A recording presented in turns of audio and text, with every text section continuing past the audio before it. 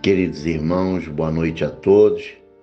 Que a paz de Jesus se faça presente no coração de cada irmão, encarnado ou desencarnado, que irá participar da nossa reunião de estudo e de tratamento médico espiritual através do passe magnético virtual à distância.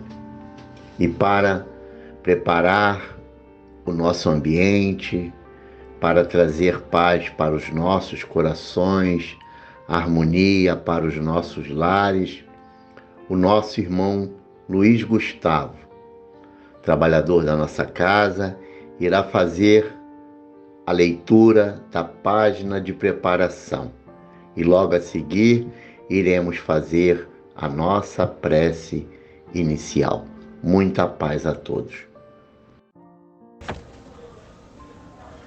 Boa noite, meus irmãos. A página de hoje foi extraída do livro Segue-me, psicografia de Francisco Cândido Xavier, editada pelo Espírito de Emmanuel. Ela tem como título Contra o Perigo. Muitos companheiros do labor evangélico supõem que confessar o Mestre se resume tão somente numa profissão de fé por intermédio de palavras. Para a demonstração de que aderimos sinceramente a Jesus, bastará subir uma tribuna ou discutir aclaradamente com alguns amigos que ainda não nos conseguem compreender. Semelhante confissão tem sido objetivo da maioria dos discípulos através dos tempos, mas essa atitude desassombrada é uma das faces da realização, sem construir, entretanto, o seu precioso conjunto. Confessar o Cristo diante dos homens é revelar-lhes a luz e o poder, em ações, amor e desprendimento, que os homens vulgares ainda não conhecem.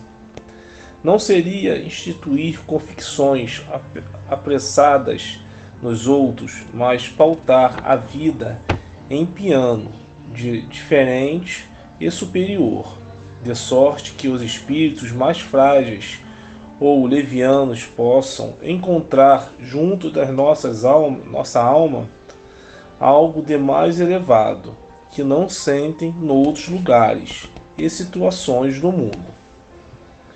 Não é fácil confessar a Jesus entre as comunidades terrestres, quando sabemos que Ele próprio foi por elas conduzido à cruz do martírio, mas é dessa confissão que a sua palavra persuasiva nos fala, no Evangelho da verdade e do amor. É preciso se precate o discípulo contra o perigo de uma adesão verbal, sem a participação de suas energias interiores. O Senhor deseja ser confessado pelos seus continuadores nas estradas do mundo, mas esse ato não se pratica apenas por palavras, e sim por todas as demonstrações de viva do mundo, do coração. Muita paz a todos, Senhor. Após a nossa página de preparação lida pelo nosso irmão, que nos remete a profundas reflexões, que possamos neste momento relaxar o nosso corpo, apacentar os nossos corações, elevar o nosso pensamento a Deus, nosso Pai de amor, justiça e bondade, e a Jesus, nosso Mestre, amigo incondicional de nossas horas difíceis, doutor de nossas almas, e agradecer pelo dia de hoje, pela dádiva da vida e pela bendita oportunidade de estarmos participando neste momento desta reunião de estudo e de tratamento médico espiritual de nossa casa, o Centro Espírita Isaac Lima. Por isso, Senhor, te rogamos a tua bênção para cada irmão, encarnado ou desencarnado, para cada lar, para cada família que neste momento, Senhor, está em sintonia com este trabalho, Senhor, para que cada um possa receber aquilo que necessita para se fortalecer, para continuar na difícil caminhada em busca da reforma íntima e da transformação moral, Senhor. Te rogamos também que abençoe, ampare e proteja, Senhor, a todos os necessitados, aqueles desprovidos de todos os recursos, Senhor. Que a tua bênção, que os teus anjos possam chegar a cada um deles e dar o tratamento necessário. E assim, Mestre querido, em teu nome, mas sobretudo em nome de Deus, possamos iniciar, Senhor, os trabalhos da noite de hoje. E na noite de hoje, no primeiro momento da nossa reunião de estudo, nós teremos a participação da nossa irmã Isilda Val, trabalhadora de nossa casa, que será responsável pela condução do estudo da noite de hoje, que tem como tema principal Viva a sua fé, e que tem como fonte de consulta o Evangelho segundo o Espiritismo, capítulo 24, itens 13 a 16. Que possamos prestar atenção em todo o material que a nossa irmã irá trazer na noite de hoje para todos nós. Muita paz a todos.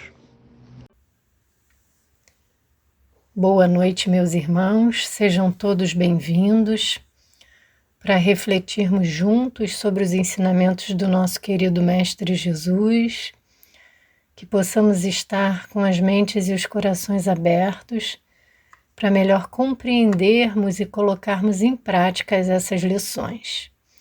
Como já disse o nosso irmão Mário, o nosso tema de hoje é Viva a sua fé, tendo como referência o Evangelho segundo o Espiritismo, capítulo 24, que fala sobre a candeia debaixo do alqueire, e os itens 13 a 16 falando-nos sobre a coragem da fé.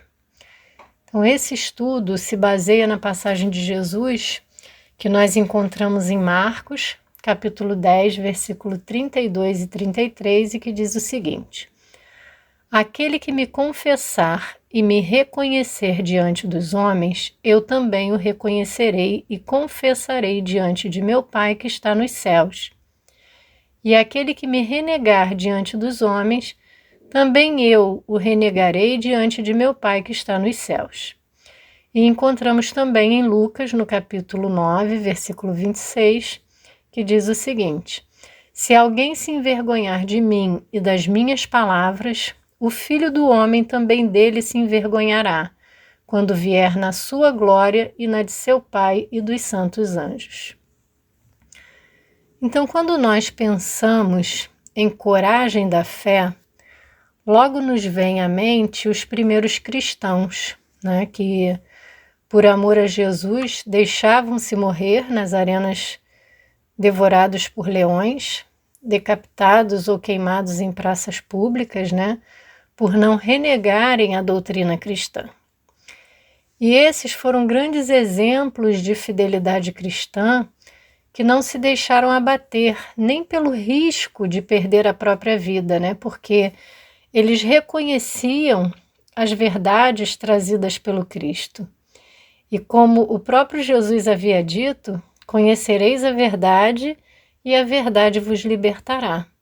Eles conseguiram entender a mensagem do Cristo quando dizia que o seu reino não era deste mundo, que esta era uma vida transitória, né, que é necessária para se alcançar a depuração espiritual e que leva-os à verdadeira vida, que é a vida espiritual. Então, eles nos deixaram um valoroso exemplo de simplicidade, de confiança e, principalmente, de amor com que se entregaram ao serviço do Divino Mestre, tendo uma poderosa e uma inquebrantável fé que os sustentava. E um dos grandes exemplos de coragem da fé que nós trazemos hoje para a nossa reflexão, né, é a história de Joana de Cusa, que era uma mulher da alta nobreza, de posição social de realce. Seu marido era proprietário de largas faixas de terra em Roma e também era o representante de César na tetrarquia em que se encontrava.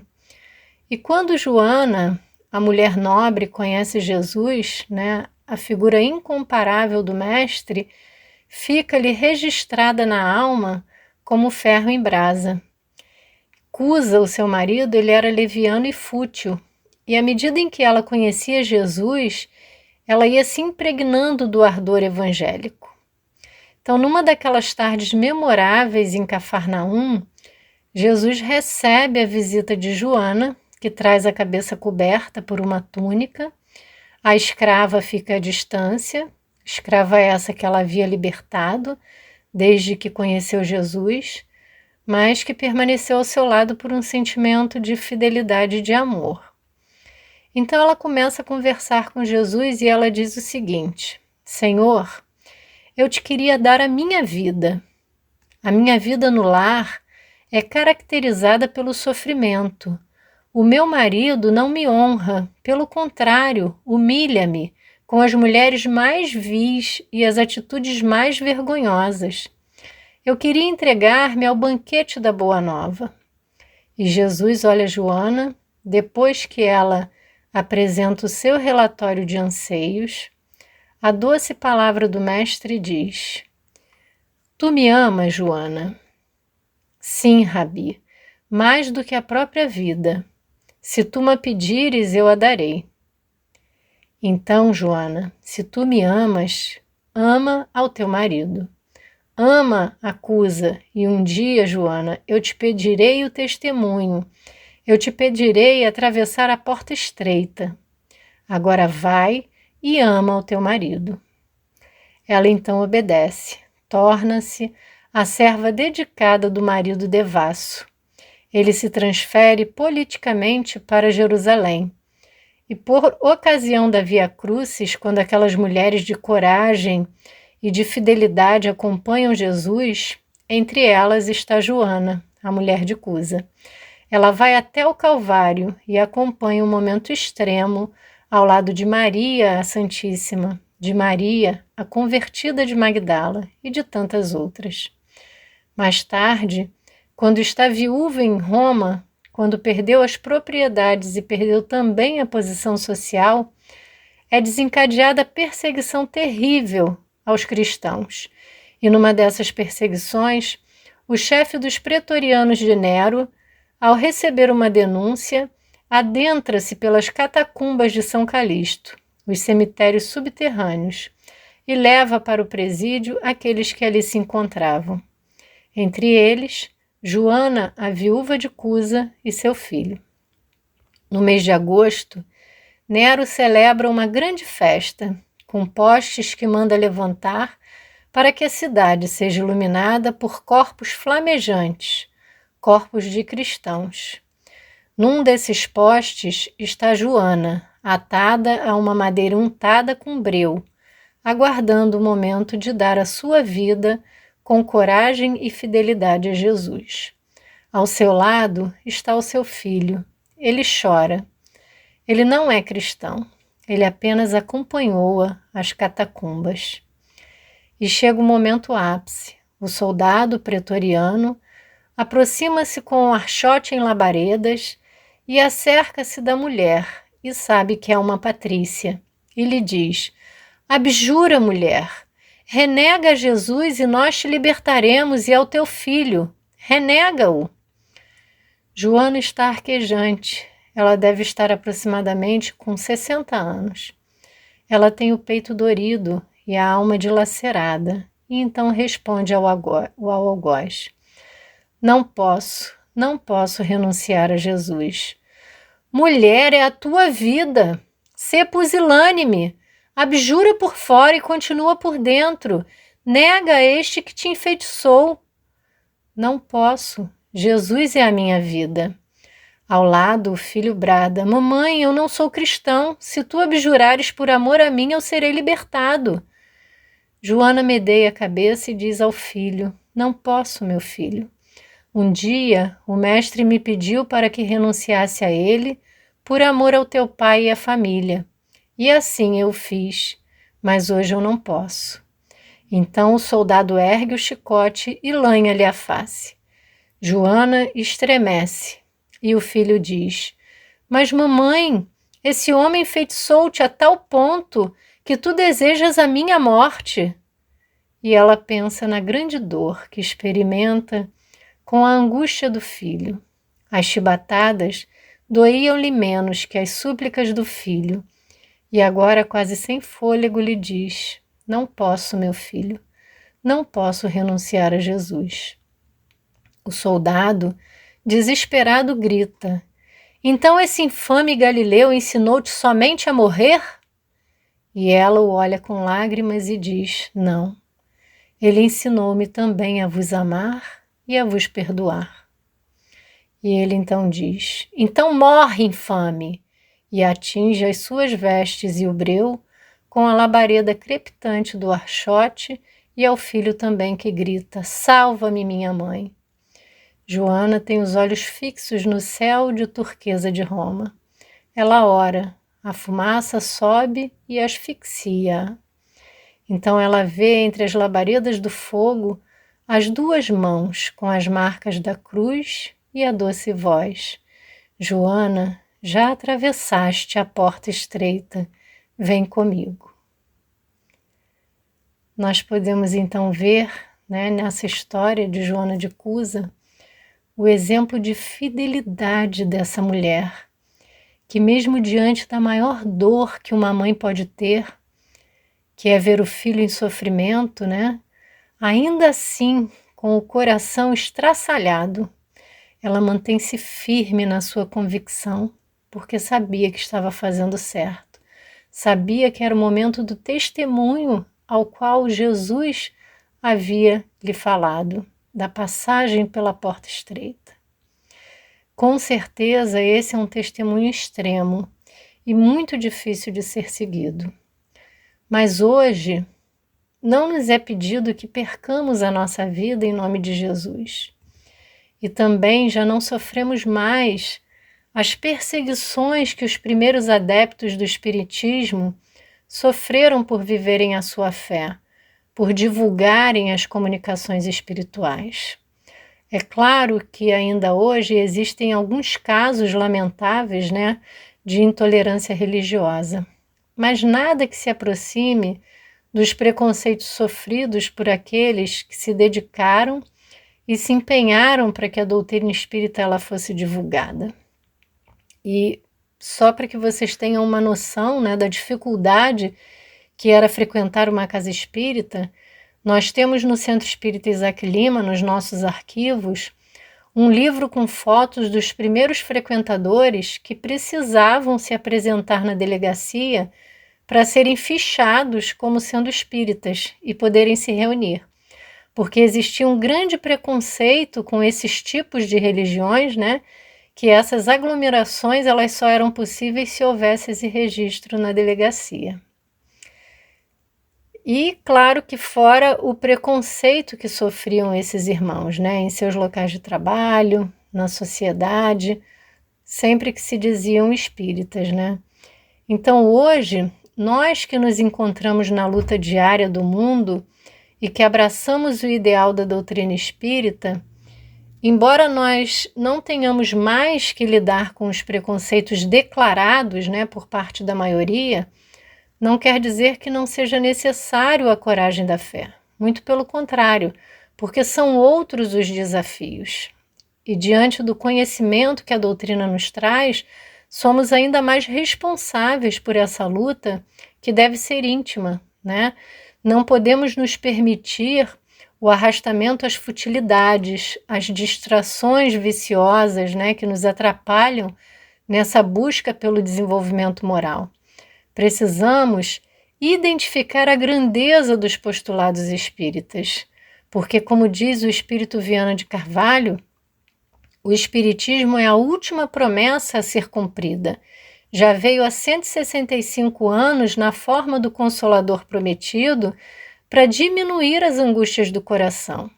E a grandeza do Consolador não é a de enxugar lágrimas e suores, né?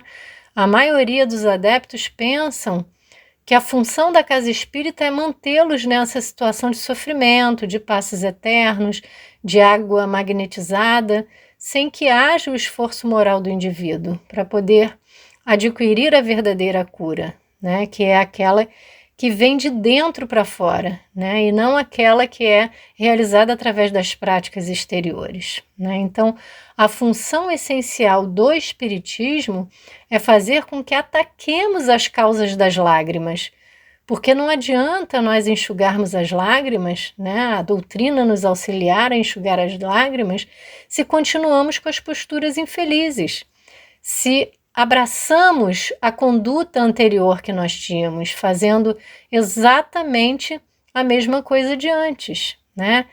Tem até um ditadinho, né, que corre muito pelas redes sociais e que atribuem a Albert Einstein, que fala o seguinte: a definição de insanidade é fazer a mesma coisa repetidamente e esperar um resultado diferente.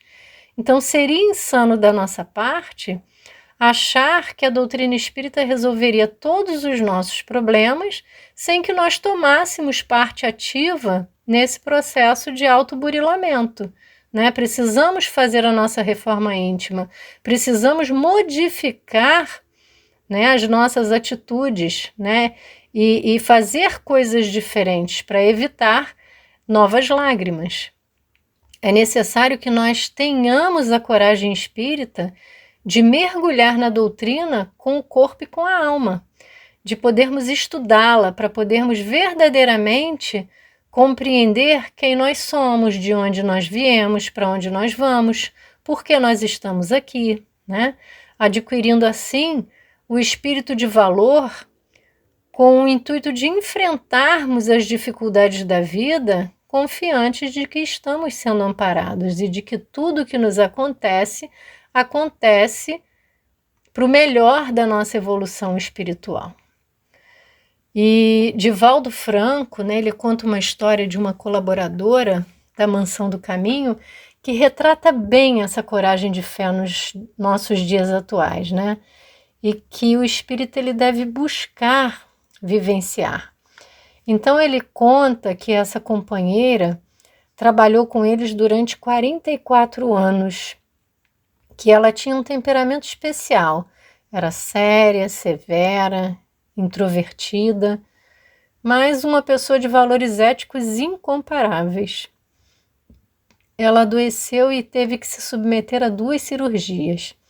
E durante essas cirurgias ela contraiu uma infecção hospitalar que não cedeu apesar dos antibióticos mais modernos que foram utilizados. E ela fica por 106 dias na UTI e vem a desencarnar por conta dessa infecção.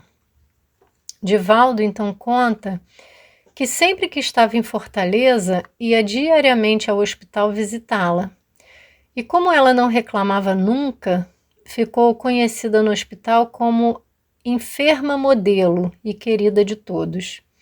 Ela fez uma traqueostomia, ela teve escaras, fazia os curativos e muitas vezes contraía o semblante com as dores, mas não reclamava. Numa das vezes, ele perguntou a ela se ela gostaria de dizer alguma coisa. E com o auxílio da enfermeira, devido à traqueostomia, ela disse que não gostaria de dizer nada. Porque Deus sabia que nessa encarnação ela não teve tempo de se comprometer. E Divaldo era testemunho disso, né? Porque ele conhecia ela desde os seus 20 anos de idade e acompanhou a sua trajetória até os 60. Então ela disse que não teve tempo de se equivocar, que era a lei soberana, e que ela tinha certeza que Deus estava fazendo o melhor por ela. Divaldo então não pôde conter as lágrimas, a coragem, o testemunho de fé espírita daquela mulher que por 40 anos havia ajudado a educar mais de 700 crianças que vieram dos braços da orfandade para a Mansão do Caminho, a educar mais de 30.000 pessoas que passaram pelas escolas, desde a creche até o 1º grau. Ajudou a milhares de pessoas esfaimadas a quem ela socorria, e além de atender ao programa da casa, ela mantinha o seu dever pessoal às ocultas, socorrendo outros sofredores dentro dos seus recursos, e somente Divaldo sabia disso. Então as lágrimas correram pelo rosto dela, e Divaldo perguntou se doía muito, e ela respondeu que era uma dor selvagem, mas que Deus dava forças àqueles que são fracos. A partir de então, ela não pôde falar mais. E ela passou a se comunicar pela escrita, e chegou um tempo que nem pela escrita ela conseguia mais, e se comunicava apenas pelos olhares. Então, perto do seu desencarne, Divaldo ia viajar e lhe falou: penso que é a última vez que vamos nos ver aqui no corpo físico. Eu tenho pedido a Deus que, se for da sua vontade, que lhe abrevie o sofrimento. Ela então meneou a cabeça e tentou sorrir. E, de fato, desencarnou enquanto ele viajava. Mas depois de um pouco mais de 2 meses da desencarnação, ela retorna triunfal para comunicar-se e dizer das excelências da sua renovação. A alegria incomparável de acordar nos braços da sua genitora, que não era espírita e que se opôs de maneira férrea quando ela resolveu ir morar na Mansão do Caminho. Descendente de uma família muito rica em Salvador, quando ela expôs a família que ia dedicar a sua vida ao atendimento dos que sofrem, logo a família pensou que deveria ser alguma paixão mórbida por algum daqueles que dirigiam a instituição. Na sua dignidade, ela perseverou sem desobedecer ao carinho da mãe, e ela disse que tinha direito, que se ela se casasse, ela iria para outro lugar, que então ela estava fazendo as suas bodas com a religião que abraçava, e tinha o direito de se dedicar ao que lhe aprovesse, sem desonrar a família. E a sua coragem de ir morar num bairro pobre, sair de um apartamento de luxo, de um bairro elegante, para um lugar onde não tinha água encanada, onde não tinha eletricidade, onde não havia asfalto, não havia ônibus, eram apenas desafios e dificuldades. A coragem da fé. A sua vida física passou. As propriedades ficaram. A posição social ficou. Mas a sua realidade permanece agora como um espírito livre. E ela então começa dizendo que não era de falar muito, nunca foi, e continuava assim. Mas que queria agradecer aos amigos e irmãos que a acompanharam na grande tragédia da Via Crucis à sua libertação. Agradecer a bondade, a presença, mas acima de tudo, agradecer a esses espíritos extraordinários que lhe sustentaram nas horas mais difíceis. Agradecer a essa doutrina libertadora que lhe deu as forças para manter-se digna e corresponder à sua condição de espírita.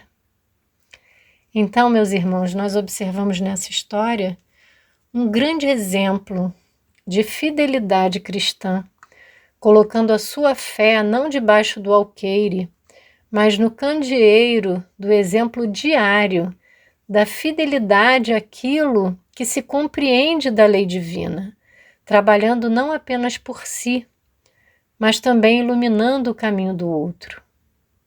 Então, meus irmãos, o Espiritismo nos pede a coragem de divulgá-lo, não apenas por palavras, mas principalmente pelo exemplo. Neste momento de transição em que passa o nosso planeta Terra, podermos demonstrar que somos discípulos de Jesus, dizendo não ao vício, mantendo-nos íntegros aos princípios que abraçamos, não nos deixando levar pelo erro, mesmo quando todos estão indo por esse caminho, mas principalmente nos amando, dando testemunho nos momentos mais difíceis de injúrias, de incompreensões, amando e perdoando aos que nos ferem e caluniam, sendo fiéis a Jesus até o último momento em que estivermos na terra. Bem, meus irmãos, estamos nos aproximando do término da nossa reunião e nós vamos fazer a leitura de uma página do livro Estude Viva, de Francisco Cândido Xavier e Valdo Vieira, pelo Espírito Emmanuel e André Luiz. E a lição se intitula Coragem. Coragem também é caridade, hesitação do conhecimento, poder à ignorância, debilidade da retidão, apoio ao desequilíbrio, decisão firme, leme seguro, vontade frágil, barco à matroca, irresolução dos bons, garantia dos maus. Nada se realiza de útil e grande sem a coragem. Descobertas e inventos não se consolidariam nos fastos da civilização material sem os sacrifícios daqueles que lhes hipotecaram a existência. Harvey torturou-se até a morte, a fim de provar a circulação do sangue. Jesus não foi mais feliz, procurando revelar a verdade. Em doutrina espírita, sabemos o que seja o bem, como fazer o bem. De vez nos achamos informados de que o maior bem para nós nasce invariavelmente da obrigação nobremente cumprida de formar o bem para os outros. Não vale pedir alheia orientação, se a orientação desse modo se nos estampa luminosa na consciência. Esqueçamos os antigos chavões, não sei se vou e não sei se posso. Ante os deveres que as circunstâncias nos traçam, timidez não é humildade. Para que haja luz, não bastará temer a presença da sombra, é preciso acendê-la. Então, meus irmãos, que nós possamos viver a nossa fé, colocar a nossa coragem no candeeiro do exemplo diário, nos mantendo fiéis a essa doutrina que nós abraçamos. Muita paz a todos. Graças te damos, Senhor, por termos chegado ao final do primeiro momento da nossa reunião da noite de hoje. Agradecemos ao nosso irmão Luiz Gustavo pela leitura da página e a nossa irmã Isilda pelo estudo que nos trouxe na noite de hoje. Que Jesus abençoe os nossos irmãos para que eles continuem sendo fiéis no trabalho, na seara do Cristo Jesus. E neste segundo momento, possamos nos preparar para podermos receber a ajuda que necessitamos. Que possamos relaxar, continuar em sintonia, elevando o pensamento a Deus, a Jesus, meditando sobre o estudo da noite de hoje e relaxar durante todo o período em que a música, que o fundo musical será apresentado, para que possamos receber da equipe médica espiritual e dos médiuns passistas que estarão doando e vibrando, para que cada um receba a medicação eficaz para as suas enfermidades do corpo e da alma. Abençoa, Senhor, a cada lar. Abençoa e ampara também aqueles irmãos necessitados que não têm nenhum tipo de recurso médico, Senhor, que eles possam também receber essas vibrações. Que cada lar que está em sintonia, Senhor, com este trabalho, possa ser um farol a irradiar bênção por toda a circunvizinhança. E assim, mestre querido, em Teu nome, mas sobretudo em nome de Deus. Que possamos, neste momento, estar em sintonia com Isaac Lima e toda a sua equipe. Que o Senhor nos ampare, nos proteja e que tenhamos uma semana de paz. Que assim seja, Senhor.